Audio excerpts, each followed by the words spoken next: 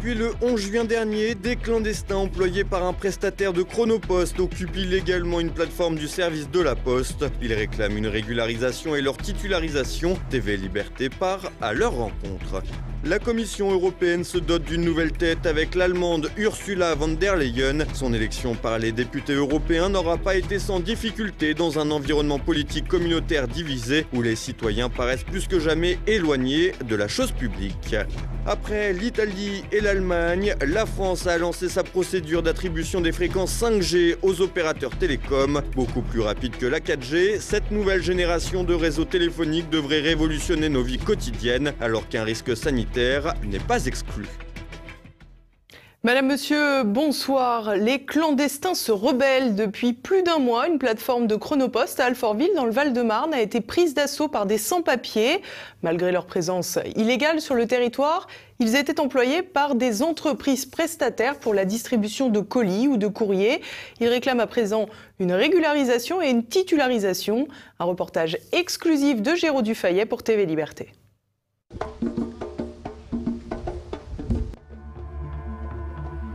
À Alfortville, dans le Val-de-Marne, se déroule une grève pas comme les autres. Depuis plus d'un mois, des travailleurs clandestins se sont installés devant un centre de tri appartenant à Chronopost. Je suis le délégué en même temps gréviste du Chronopost. Nous sommes de sans-papiers, on a travaillé ici. Juste on est là pour revendiquer nos droits de régularisation. Ouais. Juste nous on travaille ici, nous sommes des sans-papiers. On a fait la revendication de nos droits, ils ont refusé comme quoi ils n'ont pas connu qu'on a travaillé ici. Ils disent qu'il n'y avait pas de sans-papiers dans leur site. Et pourtant nous on a travaillé ici, on a nos contrats de mission avec nous, des preuves de gymnase, tout dans les camions, dans les pickings, tout, tu vois. Je m'appelle Kanté Mohamed, gréviste Chronopost, délégué, sans-papier 94 à Vitry-sur-Seine. Donc voilà, ça fait des années de travail à Chronopost ici. Donc on travaille 3 heures de temps, on se lève chez nous à 2h du matin, 1h du matin. On a nombreux à travailler ici. Donc il est en train de nous exploiter tout le temps. Parce que l'heure qu'on a travaillé, on travaille 3 heures de temps. Mais l'heure qu'on a fait plus que 3 heures, on peut travailler jusqu'à des fois 4h30 à 5h. Donc sans payer à 1h30. Chronopost se défend en expliquant qu'ils ne sont pas les employeurs et qu'ils sont également les victimes. En effet, les sans-papiers sont recrutés par les sociétés d'Erechbourg et Mission Intérim. Mais on a du mal à accepter leur réponse. Chronopost est une entreprise publique et accepte via les sociétés intérim de faire travailler des centaines de migrants en situation irrégulière alors que le problème du chômage est loin d'être réglé. Moi je suis venu pas longtemps, mais mon collègue, lui, il est là depuis à peu près plus 5 ans comme ça, lui, il est là. Mais lui aussi, il a travaillé, c'est lui qui a beaucoup travaillé, bien plus que moi-même. Moi, je suis venu à peu près un an comme ça, tu vois. Mais j'espère que lui, il a fait 17 mois ici, tu vois. Ouais, parce que ces gens-là, c'est profit des gens. Quand tu fais 17 mois, 15 mois, c'est les mois, ils vont te mettre en fin d'émission pour ne pas obliger de t'embaucher, quoi. Une fois arrivé à 18 mois, ils seront obligés. Donc pour éviter ça, une fois arrivé 15-17 mois, c'est les mois, on te donne fin d'émission, après on t'appelle de venir encore pour commencer à zéro. Si le collectif des sans-papiers de Vitry semble être à l'origine de ce mouvement, des membres de la CGT ainsi que des syndicats Sud, PTT et Solidaires sont également présents et font force de soutien. On essaie, mais le poids c'est eux qui l'ont. Enfin, c'est pareil, nous on vient en soutien, c'est le but même de Solidaires. On est là pour apporter la logistique. Le savoir-faire, le petit savoir-faire qu'on a en termes de négociation et tout ça. Mais les décisions, c'est les délégués, c'est les gens qui... C'est le collectif. Voilà, c'est le collectif. Nous, on est là, on soutient. Bien qu'ils s'en défendent, le mouvement semble pouvoir subsister principalement grâce à l'organisation et aux apports logistiques qu'offrent les syndicats aux clandestins. Une action soutenue par le maire d'Alfortville. Leur motivation humaniste à la limite de l'utopie semble totalement déconnectée de la réalité. Il n'y a pas d'autre motivation que la solidarité. Entre humains, c'est tout. Il y a des gens qui travaillent, qui n'ont pas de papier, mais ils devraient avoir des papiers. Et moi, je suis pour qu'on accueille toute la misère du monde, contrairement à certains. La France est un pays très riche qui peut se permettre effectivement de régulariser tout le monde sans problème. Donc bah voilà, j'ai pas d'autre motivation que l'humain. Et je ne suis pas à la France insoumise, mais l'humain d'abord, ça me plaît bien quand même. Oui, ils exploitent tout simplement des sans-papiers et ils exploitent le fait que ce soit des sans-papiers pour les virer dès qu'ils peuvent, tout en les payant moins, le moins possible. De la même manière que n'importe quelle entreprise, dès qu'elle le peut, va essayer de saquer n'importe quel apprenti ou n'importe quel travailleur en situation un peu tendue. Moi, mon avis, je suis déçu. Ouais. La façon dont je vois comme ça, d'exploiter, on travaille la nuit, ils ne nous payent pas, on ne peut pas réclamer nos droits, mais même chez nous en Afrique, on se plaint qu'il n'y a pas de justice là-bas. En France aussi, en tant qu'un pays des droits, là, ici, c'est encore pire. Là, c'est encore pire. Finalement, c'est à se demander qui sont les coupables. Chronopost, les sociétés d'intérim ou les clandestins. Le système mis en place depuis des décennies ne peut qu'obtenir ce genre de situation. Des clandestins sans compétences qui se plaignent, des sociétés qui exploitent, alors que de nombreux jeunes en sortie de formation se retrouvent au chômage. Et voilà de quoi comprendre pourquoi votre courrier n'arrive pas toujours à bon port. Sans transition, partons à Strasbourg. Une nouvelle tête pour la Commission européenne. Ursula von der Leyen est devenue mardi présidente de la principale institution communautaire. Un vote qui n'a pas suscité un grand enthousiasme dans une Europe qui paraît toujours plus loin des peuples. Olivier Frère-Jacques est élue et présente sa vision d'une Europe plus unie. Ursula von der Leyen, si vous ne connaissez pas ce nom ni son visage, vous avez 5 années pour vous y faire. Cette femme, âgée de 60 ans, proche de la chancelière Merkel et membre des chrétiens démocrates allemands, a été élue à la tête de la Commission européenne par les députés à Bruxelles. Cette dernière a recueilli seulement 383 voix parmi les 751 députés que compte la Chambre européenne, soit seulement 9 voix de plus que la majorité requise, quand son prédécesseur, Jean-Claude Juncker, avait obtenu 422 suffrages. Un recul qui s'explique par les difficultés qu'ont rencontrées les différentes coteries européennes à trouver un compromis. Pour séduire un panel large de députés, cette ancienne ministre et députée allemande a verdi son discours, comprendre elle est allée sur le terrain de l'écologie pour grappiller des voix sur sa gauche, alors que les votes du PPE et des libéraux seulement lui étaient acquis. I will put forward a Green Deal for Europe in my first 100 days in office. I will put forward the first ever European climate law, which will set the 2050 target in law. I stand ready for further extension of the withdrawal date should more time be required for a good reason. Un peu plus d'écologie de façade et un report envisageable du Brexit. La formule a su convaincre des élus, mais semble une nouvelle fois à des années-lumière des attentes des citoyens européens. En effet, l'écologie bruxelloise s'apparente toujours plus à une écologie punitive par le haut et déconnectée du réel. Quant aux menaces sur le Brexit, elles s'inscrivent directement dans une culture de la négation du vote britannique et plus généralement du suffrage citoyen, des institutions déconnectées des peuples et souvent peu connues de ceux-ci. Ils ont le pouvoir de changer des lois concernant l'Europe, en fait. Voilà.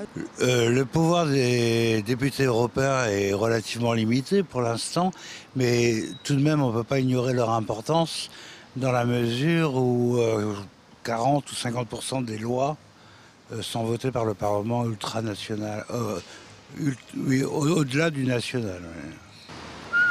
Oh là là. Qu'est-ce qu'ils peuvent faire en fait? Le député, il peut participer au vote des lois. Il peut faire des propositions pour améliorer le système de son pays et de l'Europe. Actuellement, pour moi, ils n'ont pas de pouvoir du tout. Le pouvoir des députés, selon vous, qu'est-ce que c'est? Des députés européens?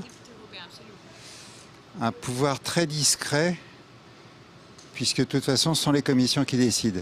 Des commissions très puissantes face à une assemblée élue qui leur concède volontiers ses pouvoirs. Au-delà d'un scrutin qui aura consacré une présidente de la commission très mal élue, la crise institutionnelle qui couve reflète les divergences de points de vue sur le rôle que doit avoir Bruxelles selon les citoyens. Selon vous, quand il y a un conflit majeur entre un État membre de l'UE et l'Union européenne, qui doit avoir le dernier mot? Eh bien l'Union européenne, évidemment. Que ce soit l'Union européenne qui ait le dernier mot. Normalement, le pays concerné. Il faut que ce soit une majorité, tout simplement, qui décide. Les majoritaires à 51 disent ce qu'ils doivent faire, aux 49 qui ont dit non, c'est tout. Ça ne peut pas être autrement comme ça. Je pense que c'est Bruxelles. Qui doit l'avoir selon vous, le dernier mot? Ouais. D'accord. Pourquoi? Elle a été élue pour ça. Non, la commission, elle n'est pas élue. Elle est nommée, pardon. Peut-être le pays concerné, normalement. Mais peut-être qu'ils ont quand même une pression par rapport à l'Europe, non? Ça peut être le Conseil européen et ça peut être le pays membre, suivant le cas. Je sais bien que je fais un peu normand comme ça, mais... Pour moi, c'est l'Union européenne. Ouais. Voilà. Pourquoi? Parce que c'est l'Union. Un seul pays ne peut pas faire une guerre tout seul. Donc l'Union fait la force. L'Union fait la force, mais force est de constater que cette UE semble bien incapable de se comporter comme une puissance, comme en témoigne son état de quasi-vassalité vis-à-vis de Washington. Pour cette fois, l'UE et ses institutions sont sauves, elles s'en sortent même à bon compte, mais les nouvelles équipes en place ne devront pas perdre de vue le niveau de défiance de nombreux citoyens et pour de multiples raisons à leur égard. La France se prépare à voir débarquer la 5G. L'ARCEP, le régulateur des télécoms, a dévoilé un projet de cahier des charges pour attribuer les premières futures fréquences mobiles d'ici 2020. Un nouveau Big Bang technologique qui fait la part belle aux objets connectés. Thibaut Bastide. C'est une petite révolution que vient d'annoncer l'ARCEP. Après plusieurs mois de concertation avec les opérateurs et le gouvernement, l'autorité de régulation des communications électroniques et des postes a officiellement dévoilé lundi sa procédure d'attribution des fréquences 5G en France.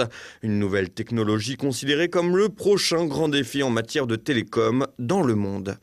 La 5G, pour 5e génération de standard pour réseau mobile, constitue une révolution technologique. Elle devrait largement impacter nos vies, nous faisant basculer dans l'ère des objets connectés. Alors que la 4G est basée sur l'utilisation d'ondes plus longues, la 5G utilise les ondes millimétriques, des super hautes fréquences théoriquement capables de multiplier le débit par 20. Résultat, plus de zone tampon en regardant une vidéo dont le téléchargement ne prendra plus que quelques secondes pour un fichier d'1 gigaoctet contre plusieurs minutes en 4G. Car la promesse de la 5G, c'est la quasi-disparition de la latence, le temps nécessaire au réseau pour répondre à une requête. Cela va permettre le développement de l'e-santé, la connexion des villes en matière de ramassage de déchets par exemple, la généralisation des véhicules autonomes et connectés ou la numérisation des usines. Vous l'aurez compris, il s'agit tout bonnement de généraliser l'hyperconnexion, un enjeu capital pour les opérateurs téléphoniques. Selon le schéma de déploiement de la 5G présenté par l'ARCEP, chaque opérateur devrait proposer une offre 5G dans 2 villes françaises avant la fin 2020. La montée en puissance serait progressive pour que, à la fin 2025, chaque opérateur ait équipé 12 000 sites en 5G, soit une couverture des 2/3 de la population environ. L'ensemble du territoire sera couvert soit en 5G, soit en type 5G à la fin 2030, selon le document mis en consultation par l'ARCEP. Ainsi, une course-poursuite contre le temps devrait s'engager afin de rafler le plus de clients possible. Au total, Orange, SFR, Free et Bouygues Télécom devront se partager un spectre de 310 MHz. 4 blocs identiques de 40, 50 ou 60 MHz seront mis à disposition des opérateurs à un prix fixe qui sera déterminé par le gouvernement. Dans un second temps, des enchères sur des blocs de 10 MHz seront organisés pour compléter le spectre. L'enjeu n'est pas anodin. Plus un opérateur disposera de spectre, plus il sera en mesure d'élargir sa clientèle et de proposer des débits de pointe élevés sur son réseau 5G. De fait, les prix pourraient s'envoler comme cela a été le cas en Allemagne et en Italie. Une aubaine pour l'État. Cependant, le déploiement de la 5G comporte également son lot de complications. En effet, peu de fabricants de smartphones disposent pour l'heure d'appareils compatibles avec les nouveaux réseaux et donc, par conséquent, le changement de téléphone sera quasiment inéluctable. Autre conséquence, mais plus grave cette fois-ci, les failles de sécurité. Avec la 5G, le volume des informations va exploser, rendant cette question essentielle, surtout lorsque l'on sait que la structure du réseau 5G est plus difficile à protéger que celui de la 4G. Enfin, pour arriver à de telles performances de rapidité, les ondes millimétriques de la 5G sont de portée et de pénétration limitée, nécessitant de nombreux relais. Ainsi, de nombreuses antennes émettant des champs électromagnétiques seront installées un peu partout. Un aspect à ne pas négliger alors qu'une pétition à ce sujet a été signée par 170 scientifiques issus de 37 pays pour demander un moratoire sur la 5G. D'ailleurs, selon l'Organisation mondiale de la santé, l'OMS, les ondes électromagnétiques sont peut-être cancérogènes pour l'être humain. Et à présent, c'est le moment de passer à l'actualité en bref avec Floriane Jeannin. Elisabeth Borne, roue de secours gouvernemental. Après l'annonce de la démission de François de Rugy, le ministre des Transports a récupéré le portefeuille du ministère de la Transition écologique, mais a perdu le statut de ministre d'État. Un changement qui n'est pas passé inaperçu. Les opposants estiment que l'écologie est désormais reléguée au second plan. La double casquette d'Elisabeth Borne est d'ailleurs pour le moins surprenante alors qu'elle est surnommée le ministre du béton. D'ailleurs, son engagement écologique semble assez limité. En 2007, Elisabeth Borne était notamment chargée des concessions du groupe Vinci. La France au Mar face à la France Kebab, s'exprimant sur la démission de François de Rugy, impliqué dans un scandale sur l'organisation de dîners coûteux aux frais du contribuable. Le porte-parole du gouvernement, Sibeth Ndiaye, a affirmé que les Français mangeaient plus souvent des kebabs que des homards. Une petite phrase qui n'est pas passée inaperçue. Plusieurs internautes ont même dénoncé la logique selon laquelle il n'y a aucun autre plat en France entre les homards et les kebabs. Le grand remplacement gastronomique est en marche. Les élections municipales approchent à grands pas. Mardi, le ministère de l'Intérieur a annoncé les dates officielles des prochaines élections locales. Elles auront lieu les 15 et 22 mars prochains, soit dans un peu moins de 8 mois.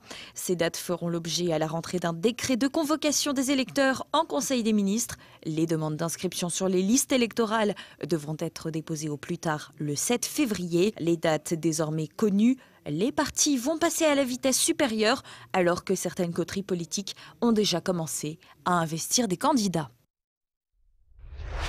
Le gouvernement invite les Algériens sur les Champs-Élysées.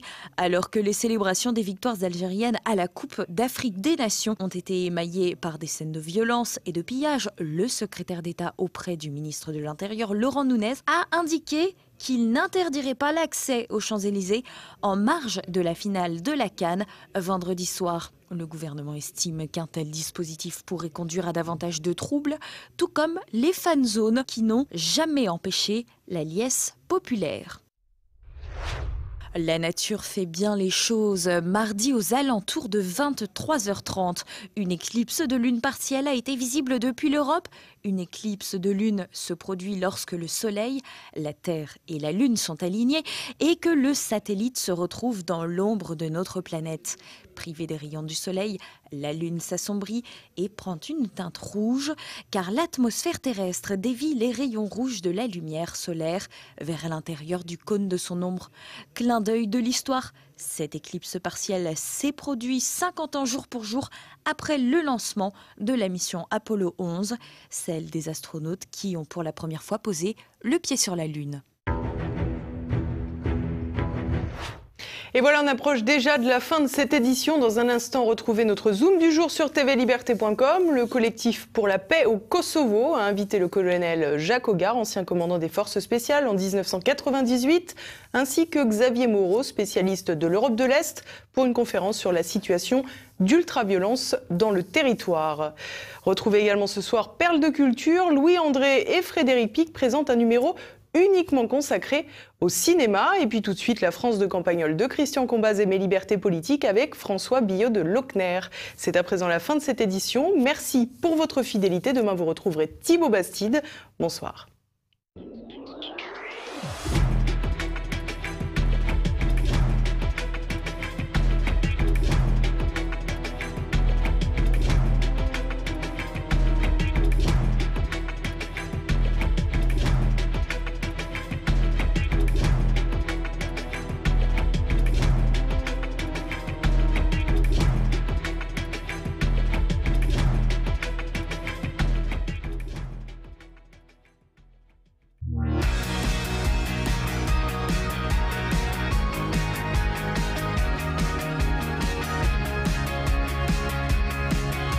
Depuis 3 ou 4 ans, la fontaine du village est absolument envahie d'algues vertes filamenteuses qui parfois prennent une teinte fluo et qui reviennent systématiquement en quelques jours quand on les enlève.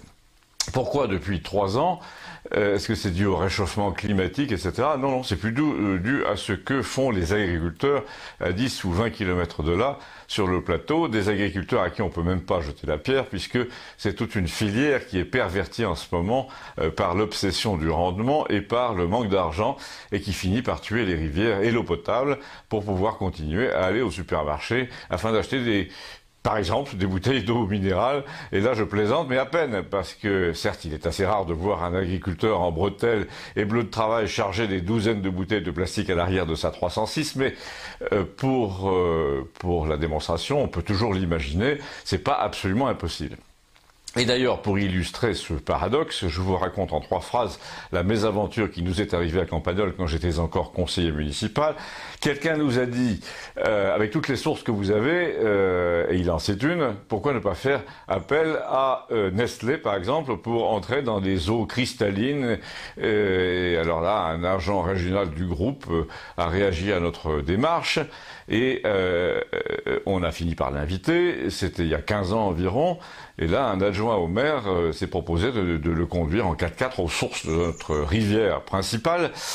Il y avait même un conseiller régional dans l'opération. Le but du jeu, c'était de percevoir 1 million de francs annuels environ pour entrer dans le réseau de ces eaux génériques dites de montagne qu'on vend pas cher dans les supermarchés. Et là, dans le 4x4, l'ingénieur nous demande de passer le long des prés en amont de la source avant prélèvement.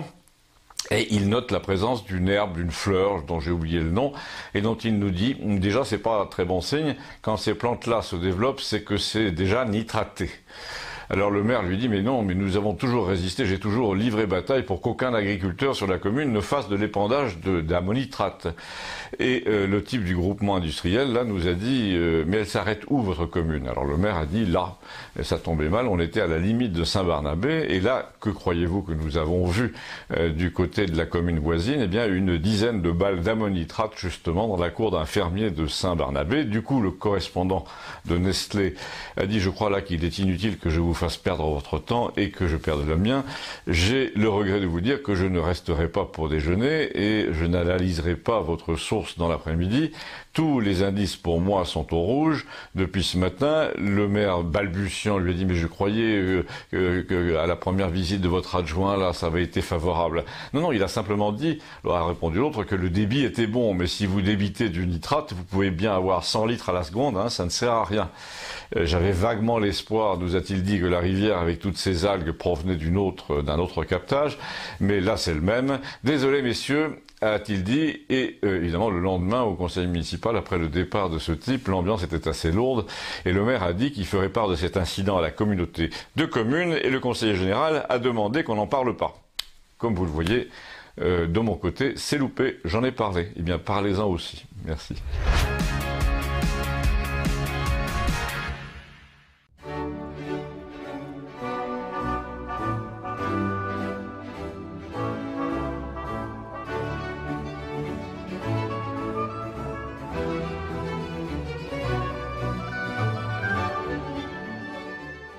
La liberté est un étendard que l'on brandit à tout bout de champ. Liberté de penser, liberté d'agir, liberté de jouir sans entrave et même liberté de choisir son sexe. Nos élites utilisent massivement la culture pour déployer leur façon d'envisager la liberté. C'est donc avec joie et bonheur qu'il a fallu admirer le plug anal géant place Vendôme. C'est avec émotion et frisson garanti qu'il a fallu s'extasier devant le vagin de la reine géant, exposé pendant des mois dans les jardins du château de Versailles. Et c'est avec un plaisir intense qu'il a fallu jouir des scènes de sexe non simulées dans le film de Shish Kebab, patron de Keshish, excusez-moi, au Festival de Cannes. Il s'agit de liberté, donc tout est permis. Non, pas tout à fait. En effet, lorsque liberté est synonyme pour l'État de perte d'argent, alors l'État montre les dents et goodbye la liberté. Or, au début du siècle, Internet s'est révélé être un outil de liberté sans que l'État puisse toucher quoi que ce soit en termes de redevances sonnantes et trébuchantes. Hurlement au niveau de l'État.